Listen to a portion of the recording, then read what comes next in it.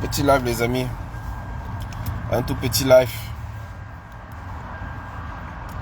Pourquoi un tout petit live? Parce que ce qui se passe à la FECAFOOT, dans le football camerounais aujourd'hui, a fait couler beaucoup d'encre et de salive. Alors on va voir ça de près. Qu'est-ce qui se passe réellement? Ça sera un très petit live, hein, ça sera pas long, 20 minutes.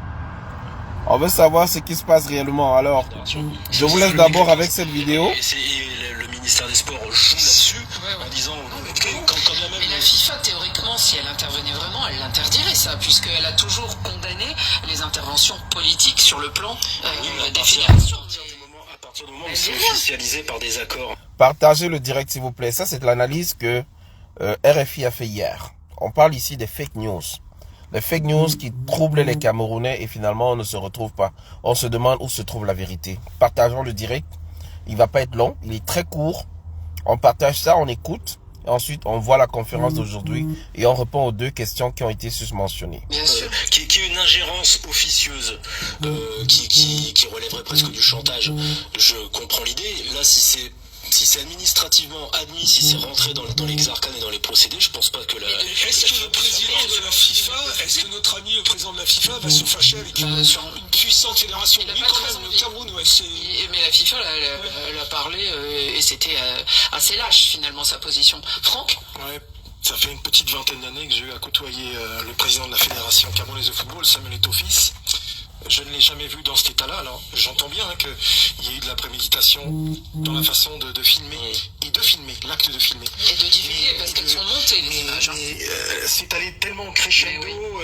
Je vais aller directement à la conférence de presse et ce qu'on a retenu à la conférence de presse.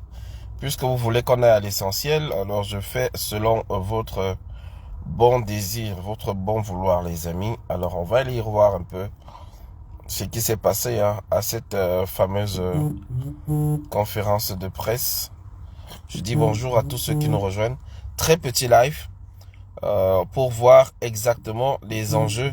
Parce que beaucoup ne comprennent pas, peut-être pas les enjeux. Il y a eu l'intervention du DCC, le directeur du cabinet civil, aux dernières nouvelles. C'est par lui. Ralph, moi aussi j'ai vu. Bonsoir pour 5 minutes. Oui, bonsoir Guizo Mono. Alors, comme tu es déjà là, je te fais monter rapidement. On a envie de comprendre ce qui se passe. En fait, ce qu'on a eu comme information, c'est que effectivement la présidence a intervenu. Le DCC a intervenu. Le président de la République, comme nous l'annoncions en avril, on disait que s'il n'y a pas un coup de fil du président, Samuel Eto'o n'allait pas bouger. Alors voilà donc ce qui se passe. Je vous invite alors à partager le direct s'il vous plaît. Ça ne passe pas du côté de... Ça ne passe pas du côté de Guizo Mono. Ça n'a pas pris. J'ai essayé de te prendre, ça n'a pas pris. Alors je ne sais pas trop ce qui se passe. Je ne vais pas être long. Je veux que nous répondions à ces éléments-là. C'est urgent. On nous dit que le président Samuel Eto'o a démissionné. Je pense que c'est faux. Je suis presque certain que c'est un fake news. Nous savons quelles sont les officines qui fabriquent ce genre d'informations. Je suis presque certain que c'est un fake news. Je ne peux pas croire qu'après l'intervention de la présidence, après les menaces et tout le reste, qu'il soit subitement démissionne subitement, je pense que c'est un fake news. Je dis encore, ça doit être un fake news. Ne croyez pas à cette information-là que Samuel Eto'o aurait démissionné. Je ne le pense pas. Je dis encore, ça doit être un fake news. J'ai vu la lettre, je l'ai publiée, mais je dis encore, cette lettre me semble pas bonne. Cette lettre me semble... Je ne sais pas pour vous. Maintenant, qu'est-ce qui s'est passé aujourd'hui? La rencontre, c'est fake news. Voilà, merci Sandrine. Nous le pensions également. Alors... Nous allons aller directement à... Est-ce que vous pouvez nous aider à partager le direct, s'il vous plaît? On a du mal, là. On a du mal à le faire. Alors, je vous invite à le partager. Je vais partager avec vous ici quelques éléments de la conférence de presse. Et est-ce que finalement, le bras de fer a accouché d'une souris ou d'une montagne? Dans ce bras de fer, on a l'habitude de demander qui a gagné dans ce bras de fer. Est-ce que vous avez le sentiment que à la fin, nous sortons gagnants, nous qui voulions la bagarre? Je pense que la bagarre n'a jamais eu lieu finalement. Le président de la République, de fait, j'ai envie de dire comme ça, M. Paul Biya, a donc réagi, a convoqué son fils Samuel Eto'o-Fils, qui a d'abord présenté ses excuses au ministre des Sports. D'abord, et qui ensuite s'est plié aux injonctions de la présidence.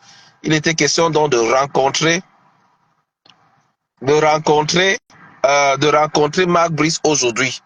La rencontre avec M. Tungupile a été reportée. Ensuite, elle a été annulée.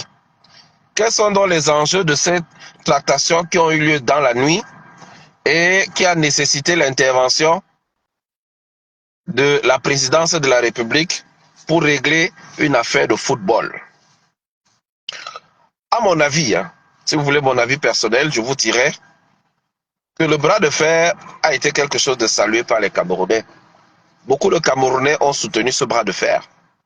Beaucoup de Camerounais voulaient que les choses aillent plus loin. Et j'ai le sentiment, c'est peut-être un sentiment mitigé, c'est peut-être personnel, mais j'ai le sentiment que tout cela était une bagarre entre deux enfants d'un même père.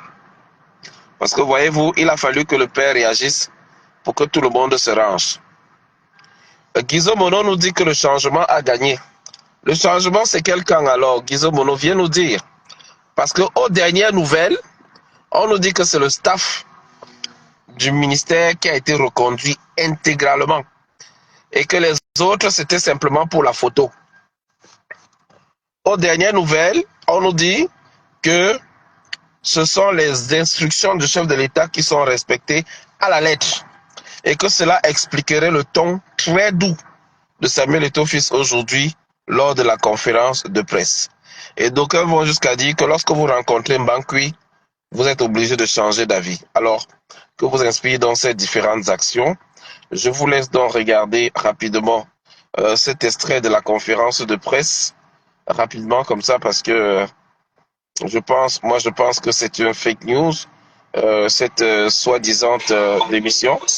Je vais... Et le 11 juin, à Luanda face à l'Angola.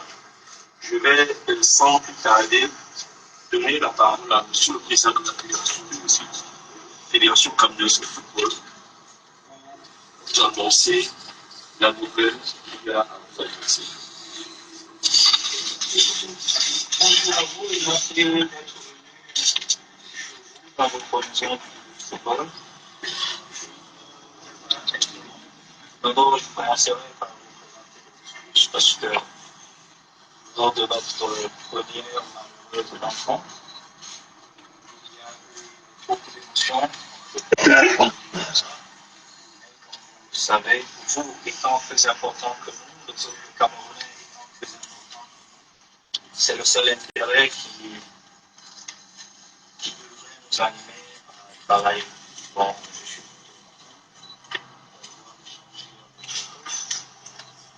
comme j'ai dit pour sélectionneur, nous avons des convictions, nous ne changerons pas. Nous avons, depuis 2 ans, essayé de travailler pour donner ce qu'il y a de meilleur à notre équipe nationale, à notre football. Je pense que pour certains d'entre vous, le côté administratif qui nous posait des problèmes à l'époque, où on avait des résultats, on n'a plus ça. Je pense que le coach qui vient d'un environnement où il aura besoin de ce côté administratif très professionnel, donc il était donc important pour nous de m'intégrer. Oups, pardon. Je remets ça pour vous, voilà. Merci une fois de plus, tout en m'excusant pour la dernière fois. On a beaucoup de temps parce que tout faire pour qu'on commence déjà à gagner. Ça ne serait pas facile, mais je vous demande je sais que nous sommes nos amis différents. je vous l'ai dit, je suis à la raison, c'est chez vous qu'il faut comprendre. Les personnes qui seront à côté de vous, je serai là parce que si notre équipe gagne, le président que je suis n'aura pas de problème de cheveux.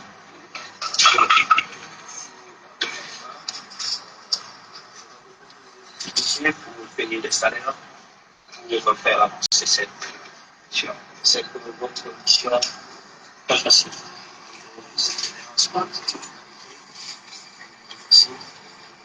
Sachez que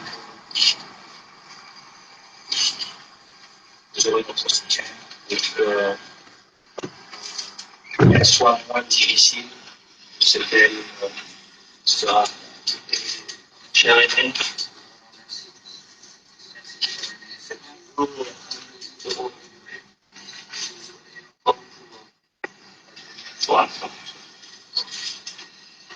donc, gagne. Je suis à l'autre côté.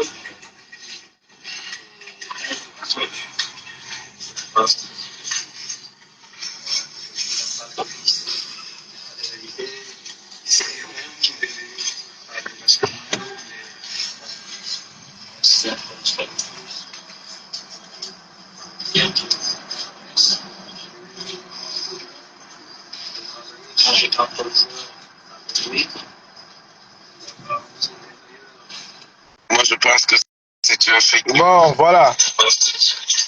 C'était ça l'essentiel de la conférence de presse. On nous dit qu'il y a une démission. Je vous dis non. Je vous le dis là, tout de suite.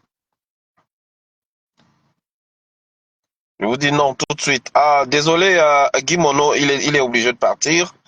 C'est pas grave. On va se reprendre juste après. Certains m'informent là que J.Reming est en direct. Donc, on va sur soir au direct. On va se reprendre après dans la soirée. Quand tout sera beaucoup plus calme. Je vais vous laisser prendre votre soirée. Je pense qu'il y a Equinox aussi qui viendra après. Mais on nous informe qu'il y a J.Reming en direct. Je vous dis déjà que la liste qui va accompagner M. Marc Brice, j'ai vu les supporters de Samuel Eto'o qui ont dit que c'est la liste de la FECAFOOT. J'ai également vu les supporters du ministère dire que c'est la liste du ministère. Moi, je vous dis, mon avis est simple là-dessus. C'est une bagarre entre les enfants de papa et de maman. Et que cette bagarre entre les enfants de papa et maman n'a accouché que d'une souris.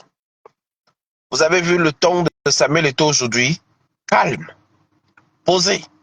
Dès qu'il a été informé que Mbankwi sera chargé de la sécurité et de l'application des hautes directives du chef de l'État, dès qu'il a eu l'appel du directeur de cabinet civil hier soir, et ensuite, on lui a passé le président de la République qui a demandé que des hautes directives soient appliquées et qu'il rencontre aujourd'hui, dans les plus brefs délais, le coach en question et qu'il présente ses excuses. Les choses se sont tassées. Donc, en soirée, je vais lancer un direct. Je vais vous laisser parler. Que vous soyez églisien, que vous soyez hibou, vous aurez la parole. Ici, chez moi, tout Camerounais est Camerounais. Il n'y a pas une affaire de que hibou ou églisien. On parle avec les arguments et on parle en se respectant. Voilà. Regardez le ton avec lequel Eto'o parlait aujourd'hui.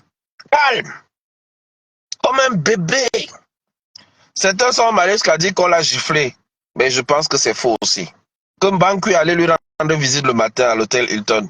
Je ne suis pas sûr. Je pense que c'est faux. Donc, oh oui, Mbankwi était à la réunion avec le ministre. Vous n'avez pas remarqué? Ce qui fait que lorsque les gens ont fuité que Eto'o a démissionné, c'est parce qu'en fait, le bras de fer a fait que certains se sentent mal. Je vous prends un exemple. Voilà 2 fonctionnaires qui ont été envoyés à Mulundu et dans un fin fond de l'Est là-bas. 13 heures de route. Ce matin, ils ont écrit pour présenter leur démission. Ce matin. Ils ont écrit pour dire à Eto'o que vraiment, avant de nous engager là-dedans, il faut l'autorisation de notre hiérarchie. Le coach aussi, Ntungu Pile, a dit, je ne veux pas entrer dans les problèmes là. Mbanki lui a rendu visite hier soir. Mbanki lui a rendu visite à Ntungu Pile hier soir. Et ce matin, la lettre que vous avez vue circuler a été écrite hier soir. Ce petit frère, n'entrez pas dans les choses qui vont vous dépasser. On te nomme en opposition des autres instructions et tu valides. Il a écrit sa démission. Donc pour moi, c'est une bataille entre les enfants d'une même mère et d'un même papa. Et le papa a sifflé la fin de la récréation. Moi, je pense même que cette histoire a été utilisée pour nous distraire. Allez écouter J. Rémi Ngono et on se prend le soir. Parce que ce qui va venir après, non, c'est la magie. Vous allez voir. Qui va recevoir l'argent pour gérer la coordination, l'achat des billets? Monsieur Barlock ou c'est Barlock a déjà reçu l'argent du ministère des Finances. Il a déjà commencé à réserver les billets d'avion des joueurs. Il est déjà en train de travailler dessus. Est-ce que c'est maintenant qu'on va envoyer Angwa au ministère des Finances prendre cet argent? C'est bizarre. La manipulation est en train de continuer sous nos yeux. Donc, chers amis, si j'ai un message à vous passer, allez vous inscrire sur les listes électorales. Et j'ai écouté la sortie de Sandy de Boston. Vraiment, maman, je ne suis pas d'accord avec ton avis là. Hein. Vraiment, quand tu dis que le douanier qui a appelé à l'insurrection, que ça veut dire que Eto'o est en train de préparer un coup d'État, je ne suis pas d'accord avec cette analyse-là. Mais en tout cas, je reviendrai en après-midi, on va s'en parler. Je vous expliquerai pourquoi je ne suis pas d'accord. Le douanier était dans l'émotion, dans l'euphorie. Ils ont vu le bras de fer, tout le monde a vu le bras de fer que Eto'o a lancé. Et on s'est dit que ça peut accoucher d'une montagne, que ça va créer un vrai truc. Et donc, dans l'enthousiasme, le douanier a fait cette vidéo. Il a été arrêté. Il a été arrêté. Et actuellement, il est en train de pleurer parce qu'il est torturé. Vous voyez donc comment la dictature fonctionne. Et c'est ça que nous condamnons. Et comme Guy Monod le disait, on a donc l'impression que le changement a recruté de nouveaux membres. Parce que ce que la présidence a fait, ils ont montré qu'ils ont une façon de gérer et qu'ils ne vont pas changer la façon de gérer. Le ministère également a montré que les lenteurs ministérielles ne sont qu'une vue de l'esprit. Parce que le ministre des Sports a affecté quelqu'un, le même jour, le ministre de l'Éducation l'a mis à disposition. Ça veut dire que ces gens-là se parlent. Il dit, hey, j'envoie tel à Mulundu. Et le ministre de l'Éducation de base a écrit, répond directement et dit, d'accord, je le mets à disposition, qu'il aille à Mulundu. Vous avez vu? Donc ces gens savent travailler efficacement et rapidement. Mais ils le font quand ça les arrange. Et je suis gêné parce que je me pose la question, on a vu Eto'o faire le bras de fer, hein? On l'a vu. Mais et ceux-là même qui n'ont pas marché et qui se retrouvent en prison pour 7 ans, qu'est-ce qu'il faut en prison? Le professeur Alain Foguet et tout le reste, ils ne devraient donc pas être en prison. On a vu des gens menacés, grondés, et qui sont en liberté.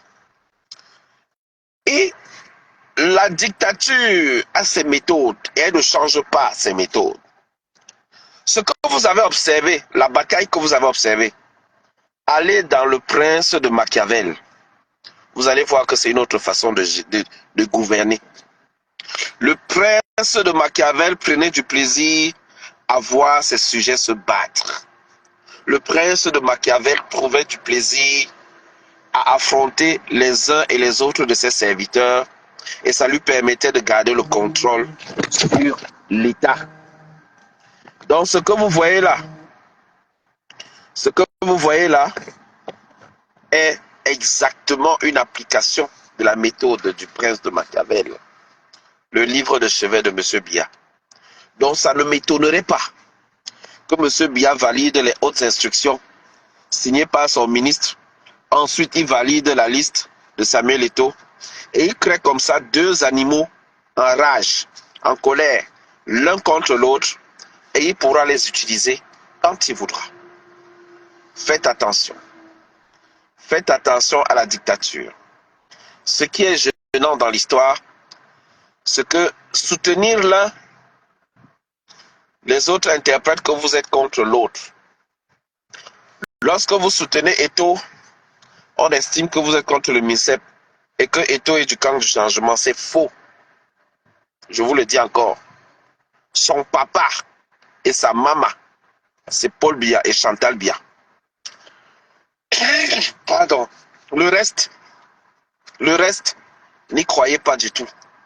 En tout cas, on se retrouve tout à l'heure parce que aux dernières nouvelles, le grand frère est en train de chauffer très fort là-bas.